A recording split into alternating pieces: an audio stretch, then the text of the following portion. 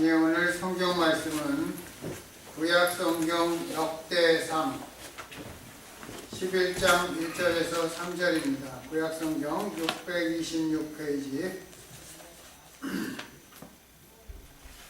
역대상 11장 1절에서 3절 말씀을 읽겠습니다.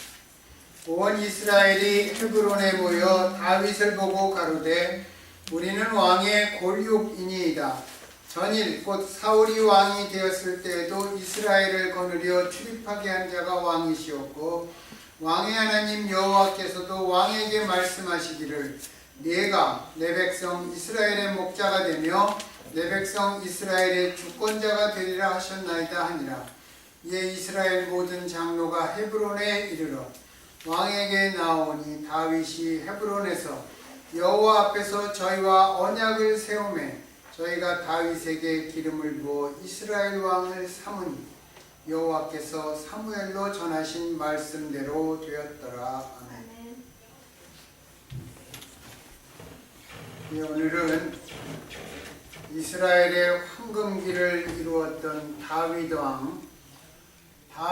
왕이 사무엘 선지자가 기름을 붓고 난 다음부터 그의 삶이 어떻게 되었는지를 생각해 보는 그러한 시간입니다. 5월은 가정의 달입니다. 자녀를 어떻게 키울 것인가?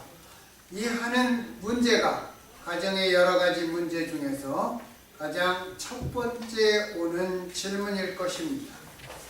얼마 전에 제가 한국에 있는 동무와 이야기를 하였습니다. 이야기를 하다가 너희 그 아이들은 뭘 하고 있니? 이렇게 이제 물어보고 대답했습니다. 그 얘기를 한 다음에 어렸을 적에 우리의 문제는 무엇이었을까? 어떤 것이 문제였다고 생각하느냐? 예, 그렇게 제가 질문을 했습니다. 그러니까 그 친구는 저한테 너는 어떻게 생각하냐 이렇게 물어보고 다시 되물었습니다. 그래서 제가 아픔이 없었던 것이 문제였다고 생각한다 그렇게 말했습니다. 제가 학교 다니던 시절에 그 한국이 참 가난했습니다. 학교에 가면 도시락을 못 사오는 동무들도 적지 않았습니다.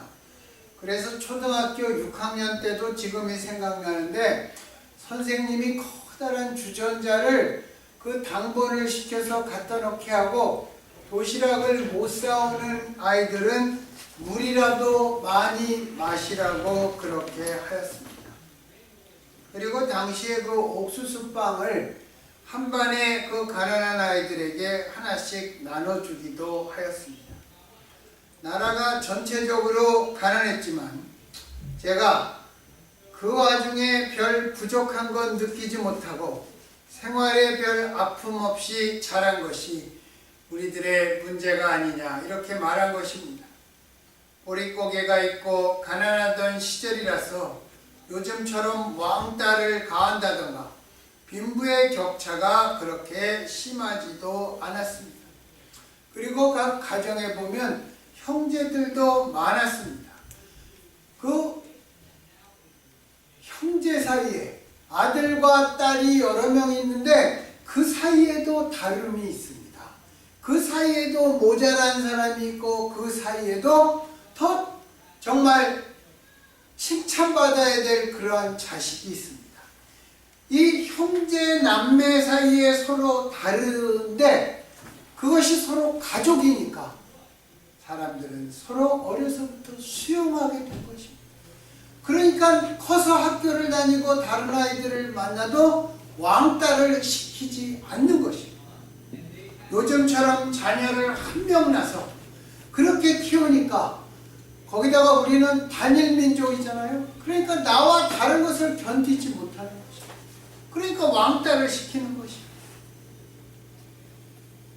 형제 사이에 이미 가정 안에서 겪으면서 자랐기 때문에 조금 다르다고 밖에 나와서도 차별을 눈에 띄게 하지 않았고 왕따를 누가 당한다 그런 느낌도 별로 없었습니다. 그냥 좀 너무 다르고 바보 같으면 몇 대 하다가 잘못하면 때려주고, 때리고 난 다음에 또 미안하니까 또 잘해주고, 그러면서 동무들 사이에 컸던 것입니다.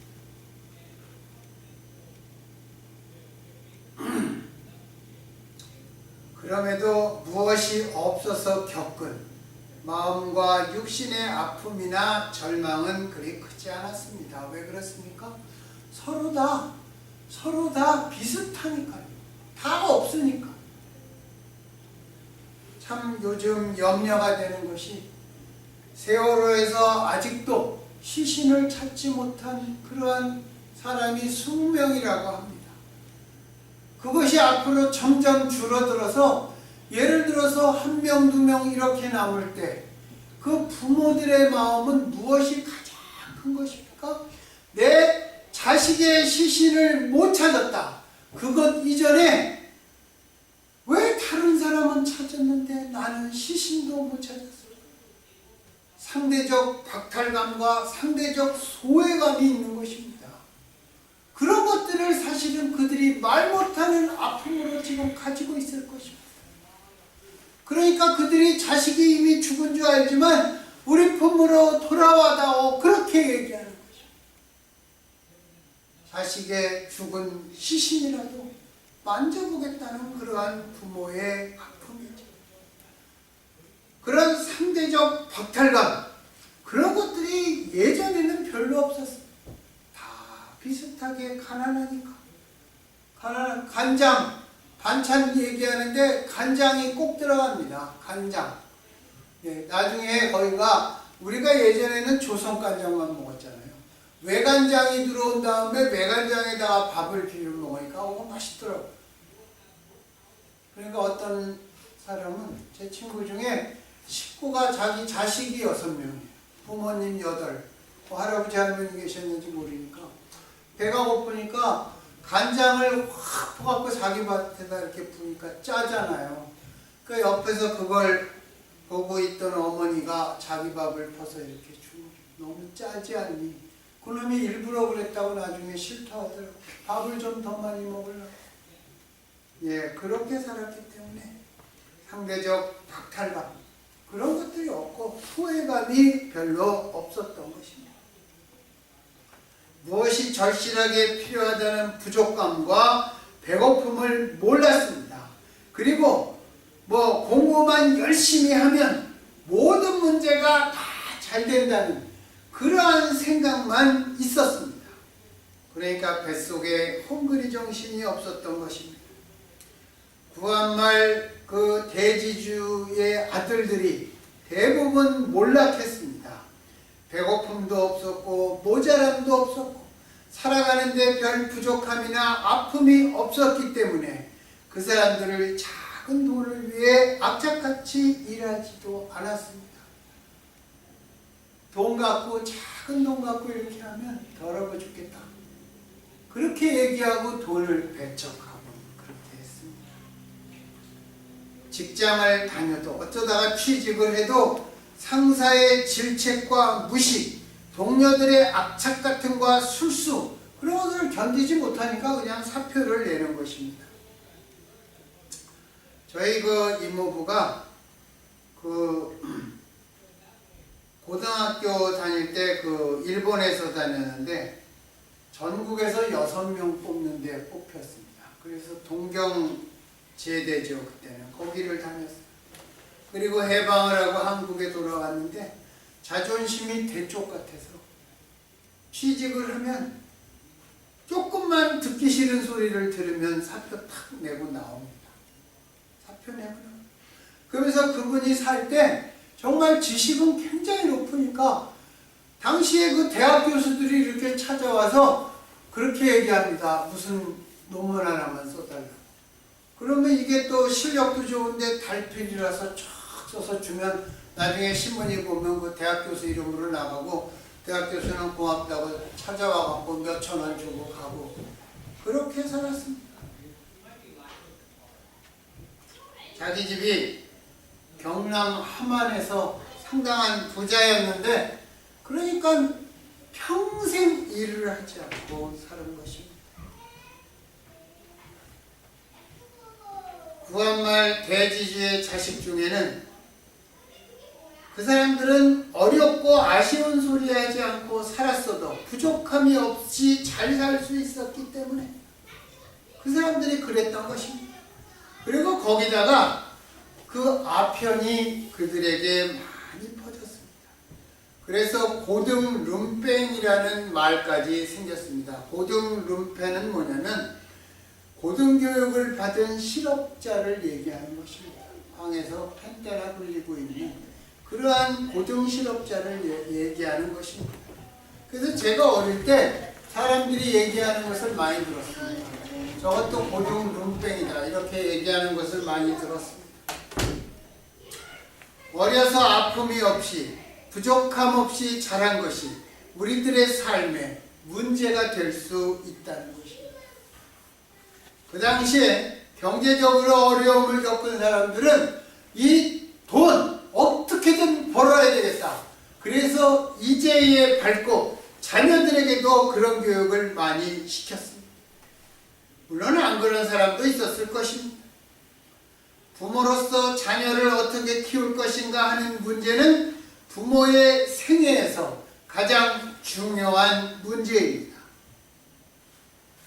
제가 한국에 가서 제 친구들을 이렇게 만나면 이제 하는 얘기들이 그런 것이에요. 이 자녀는 뭐하냐? 애는 뭐하냐? 아이가 정말 이렇게 좀 제대로 성장하지 않았으면 자식 얘기를 하지 않습니다. 왜 자식의 어떻게 성장했나가 가장 중요한 문제입니까? 잘되고 못되고를 떠나서 우리가 이 땅에 살다가는 표적, 내가 이 땅에서 살았었다. 그러한 표시가 바로 우리들의 자식이고 자손이기 때문입니다. 특별히 우리 자녀들이 앞으로 우리가 겪었던 고통보다 더 심하고 어려운 고난을 받을지 아무도 우리가 모릅니다. 문명이 발달되면 우리들의 생활이 편리해지고 많은 유익만이 생길 줄 알았습니다. 그렇죠? 요새 다 스마트폰 들고 다 그렇죠. 편리할 줄 알았습니다. 편리한 것도 있습니다. 검색 금방금방 되고. 그렇지만 기계 문명의 발달은 우리를 쉬게 해주는 것이 아닙니다. 오히려 우리가 가지고 있는 삶의 여유마저도 빼앗아 버림으로써 우리를 더욱 바쁘고 정신없이 만들고 있습니다. 그렇게 살아갈 때 무엇이 문제입니까? 인간됨. 누가 인간이냐? 그런 생각을 안 하면서 성장해 간다는 것입니다. 그래서 앞으로 이런 것으로 말미암아 겪게 될 고통을 생각하면 우리의 자녀들은 평안하고 여유가 있는 삶을 살았으면 좋겠다. 그런 바람과 기도를 합니다. 예전에 전화기 없어도 우리 아무리 불편하지 않았어요. 그렇죠? 그래도 사람들 사이에서는 여유가 있었습니다. 그것은 먹을 것이 많고 적고의 문제는 아닙니다. 우리가 가끔 하나님께서 내게 어떻게 역사하셨나 그런 간증 이야기를 듣습니다. 예를 들어서 새벽을 깨우리로다. 새벽을 깨우리로다의 김진홍 목사님의 간증을 들으면 제가 새벽을 깨우리로다 지금까지 한 10권 가까이 샀는데 사람들이 빌려가서 안 갖고 옵니다. 제가 어떤 순간서부터는 누가 빌려갔는지 알면서 얘기를 안 해요. 그렇게 좋은가 보다. 그냥 한 권이나 2권 사갖고 집에 한 2-3권씩 놔둬도 되는데 그 책이 그렇게 좋습니다. 김진호 목사님이 요새는 정치하느라고 좀 어떻게 하시는지 좀 안 했으면 좋겠어요. 저는 개인적으로 또 제가 그 양반을 만난 적은 있지만 뭐 저 같은 사람 기억을 하겠어요. 그 김진호 목사님의 간증을 들으면 무슨 생각이 드냐면 저렇게 훌륭한 목사님도 저런 고난을 겪었구나. 저런 고난을 겪어서 이렇게 훌륭한 그러한 목사가 되었구나. 하나님의 훈련으로서의 고난을 인정합니다. 그런데 현재 별 볼 일 없어 보이는 사람이 내가 지금 겪고 있는 고난 얘기를 하면 사람들은 뭐라고 얘기합니까? 너는 그것 때문에 안 되는 거야. 이렇게 얘기합니다. 부부 사이에도 그런 거 겪지 않습니까? 너는 그래서 안 돼. 자식한테도 우리 그렇게 얘기합니다. 자식이 자랑스럽고 잘하고 있으면 그런 얘기를 안 하지만 자식이 못하면 우리가 딱 벼르고 있다가 꼬투리 잡아서 야단칠 때 너는 그래서 안 돼. 이렇게 얘기합니다. 왜 그렇습니까? 고통을 나누시는 하나님의 손길을 인생의 과정을 통해서 보아야 하는데 세상사는 모든 것을 결과로서만 평가하기 때문입니다. 우리가 바다에 가보면 이렇게 해안선이 보이죠. 정말 얼마나 오랜 시간인지 모르지만 바다에 파도가 쳐서 이룩한 것이 지금의 해안선입니다. 우리 눈에는 그것만 보이는 것입니다. 그것만. 파도가 어떻게 쳐서 지금까지 어떻게 왔을까?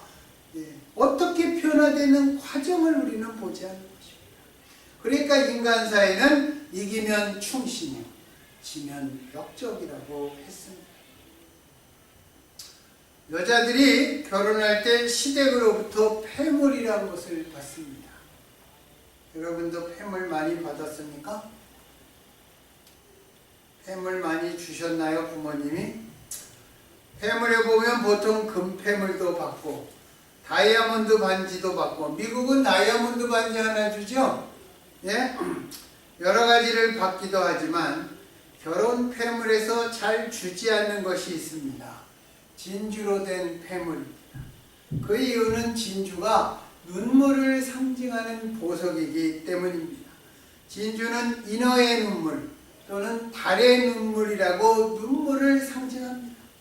그러나 고대 세계, 예수님 그 당시의 고대 세계에서는 진주는 가장 소중한 보석이었다고 합니다. 로마의 아주 그 재력가, 권력가의 부인들이 진주를 한번 가져보는 것이 소원이었다고 합니다. 그런데 다른 보석에 비해서 진주가 지닌 특이한 점이 있습니다. 다른 보석은 그 모양과 빛깔에 따라 어울리는 곳이 있고 어울리지 않는 곳이 있는 반면에 진주는 어느 장소, 어느 옷감, 어떤 색깔을 배경으로 해도 그 아름다움이 전혀 훼손되지 않는다고 합니다. 그 어떤 것에도 잘 어울린다는 것입니다. 또한 모든 보석은 원석을 채취하여 사람이 가공합니다. 그래서 그 아름다움이 만들어지는 것입니다. 다이아몬드 같은 것도 원석을 채취해서 어떻게 커팅을 했냐, 어떻게 세팅을 했냐에 따라서 내는 빛깔이 다른다고 합니다.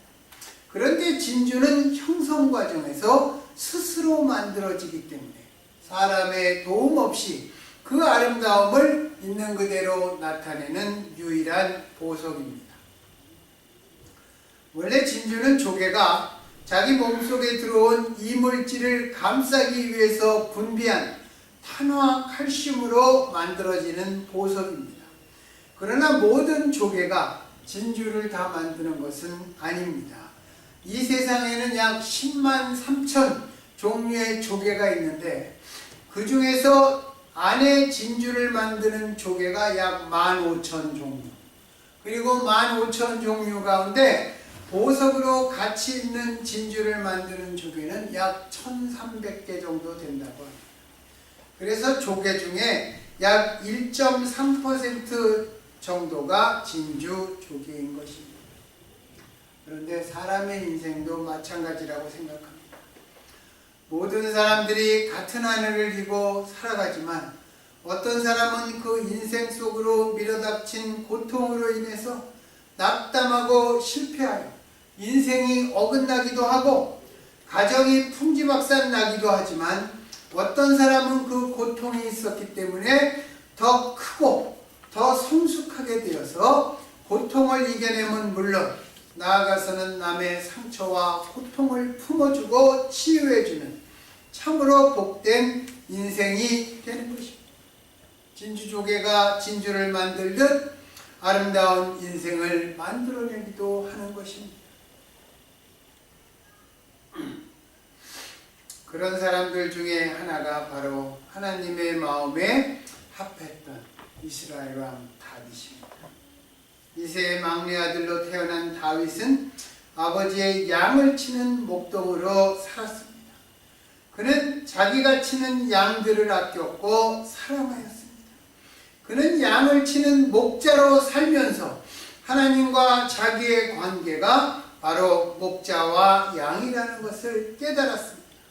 그래서 그가 저 시편 23편, 그 유명한 시편 23편, 목자와 양의 관계, 그것을 노래하였던 것입니다. 시편 23편을 보면 다윗이 얼마나 양들을 아꼈는지 알 수 있습니다. 그러던 어느 날 선지자 사무엘이 하나님께서 유다 지파 이새의 아들 가운데 왕을 선택하셨다는 그러한 하나님의 뜻을 알고 다윗에게 기름을 부으러 왔습니다. 다윗은 얼굴빛이 붉고 눈이 빼어나고 얼굴이 아름다운 사람이었습니다. 하나님께서는 사무엘에게 일어나 다윗에게 기름을 부으라고 말씀하셨고, 하나님께서는 선지자 사무엘을 통해서 어린 소년이었던 다윗이 이스라엘의 왕이 될 것이라는 놀라운 약속을 주셨습니다. 그런데 얼마나 큰 약속입니까? 그런데 하나님께서 주신 약속은 다윗의 인생에서 고난의 시작이었던 것입니다. 다윗은 하나님의 약속을 받았지만 그 당시 이스라엘에는 어떻게 됐습니까? 사울이라는 왕이 건재하였습니다. 정말 이스라엘 백성들은 사울 왕을 열망하고 있었고, 사울도 하나님의 말씀대로 사무엘을 통해서 왕이 되었던 사람입니다. 그 사울을 보면 뭐라고 얘기하냐면 사울은 스스로를 작게 여기는 겸손한 사람이었습니다. 성격도 관대하였으며 전쟁터에서는 이스라엘 백성들을 위해서 용감하게 싸웠습니다. 그리고 그는 키도 보통 사람보다 머리 하나 더 커서 왕으로서의 위엄과 풍채도 가지고 있었던 사람입니다. 거기다가 사울에게는 장차 왕위를 물려받을 요나단이라는 훌륭한 아들이 있었습니다. 요나단은 하나님을 신뢰했고 특히 다윗을 자기 생명처럼 사랑했습니다. 성경에는 뭐라고 얘기해요? 남자가 여자를 사랑하는 것보다 참 그의 사랑이 기이하다. 그렇게 해서 다윗을 사랑하였던 것입니다. 그리고 훗날 다윗이 왕이 되는데 없어서는 안 될 사람이었습니다. 요나단은 자신이 왕이 될 수 있었음에도 그 특권을 친구인 다윗에게 양보하였던 참으로 큰 마음을 가지고 있었던 사람입니다.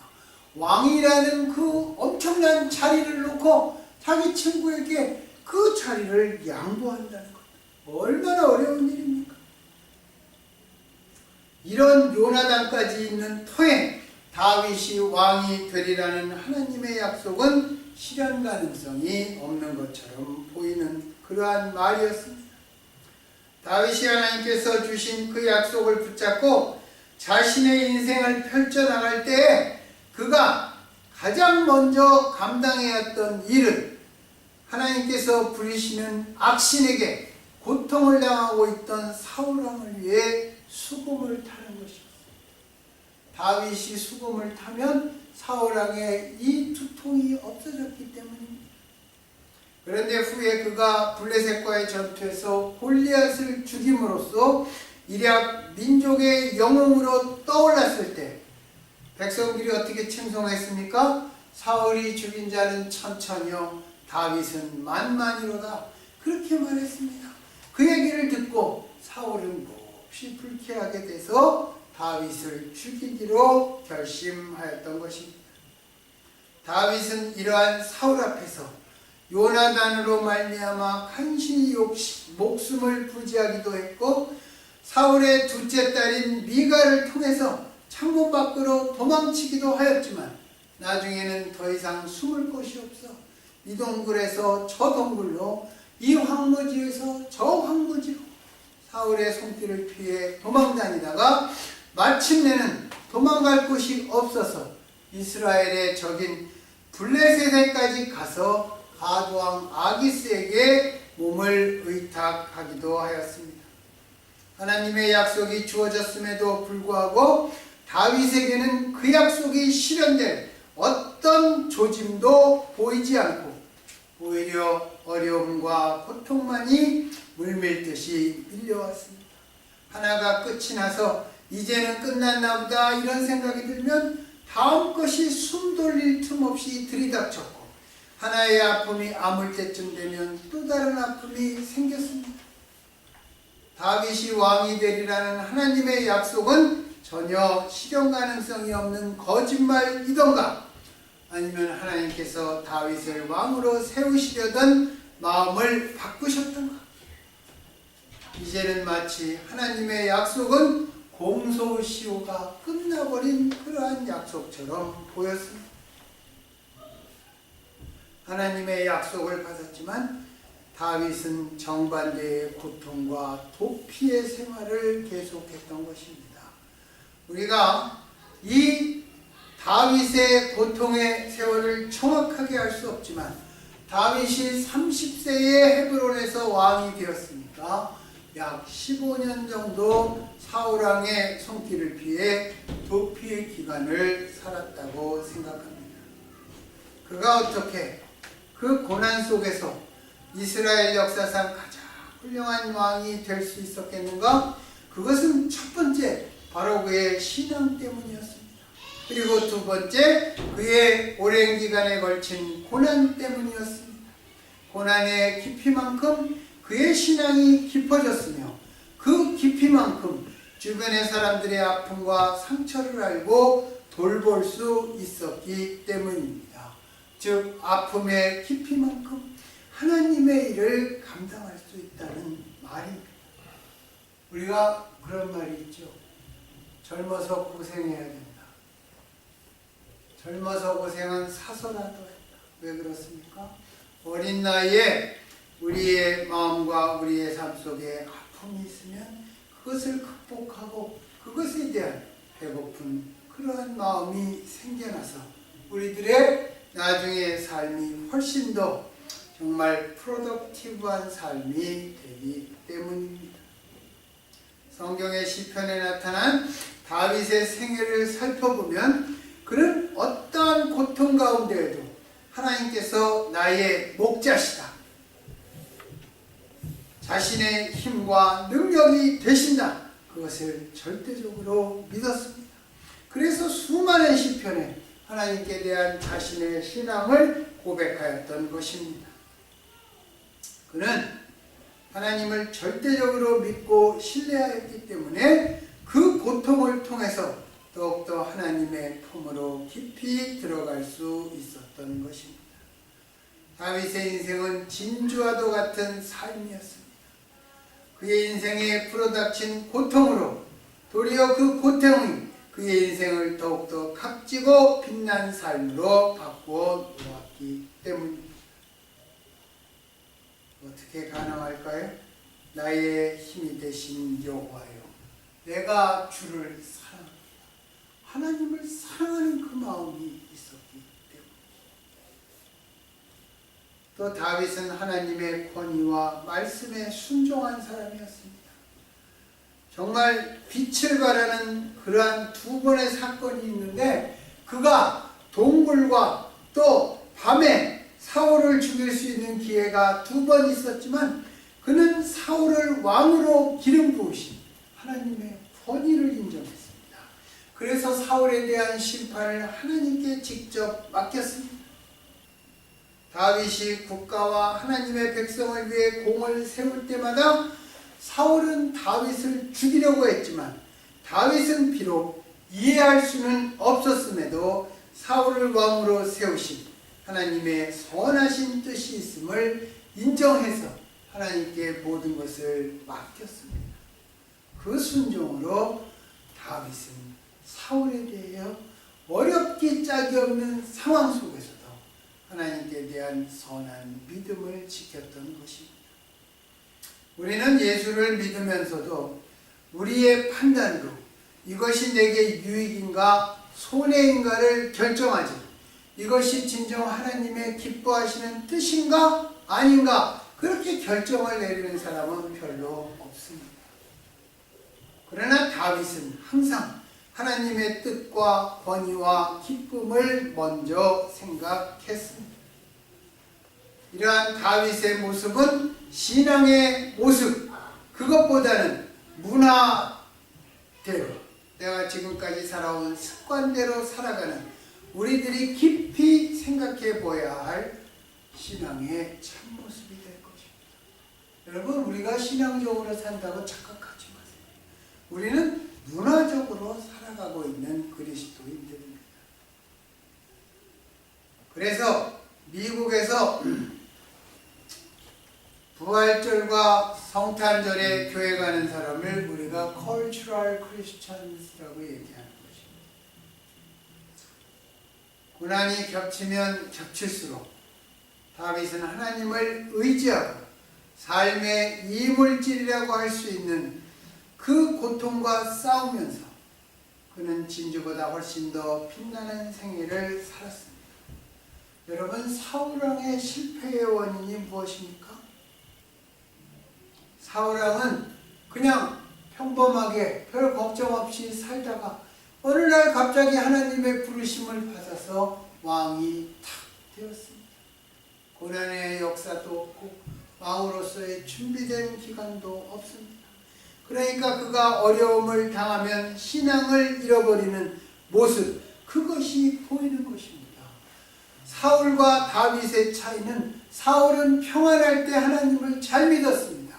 그러나 어려울 때 하나님께서 싫어하시는 일을 행한 것입니다. 블레셋이 쳐들어오고 사무엘이 일주일 안에 오겠다 그랬는데 일주일 내에 안 오니까 본인이 직접 제사를 드렸습니다. 사무엘이 와서 막 화를 냈습니다. 여러분, 우리 같으면 저는 사무엘이 조금 하루만 더 빨리 왔으면, 저는 그런 생각을 참 여러 번 했습니다. 왜? 내 모습이 사울의 모습에서 보이기 때문입니다. 내가 정한 그러한 기간, 나의 인내의 한계, 그것을 지나가면 우리는 믿음을 버리려고 하기 때문입니다. 그리고 나중에 블레셋과의 길보아산에서 전투를 앞두고 어떻게 했습니까? 사울은 평온할 때 점쟁이와 그런 사람들 무당 다 내쫓았습니다.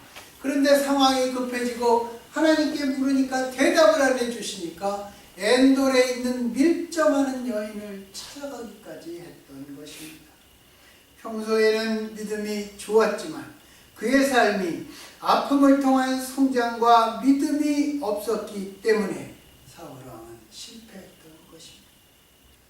그래서 하나님께서 두 번째 왕이신 다윗을 고를 때는 다윗은 고통부터 겪게 하셨던 것 같습니다.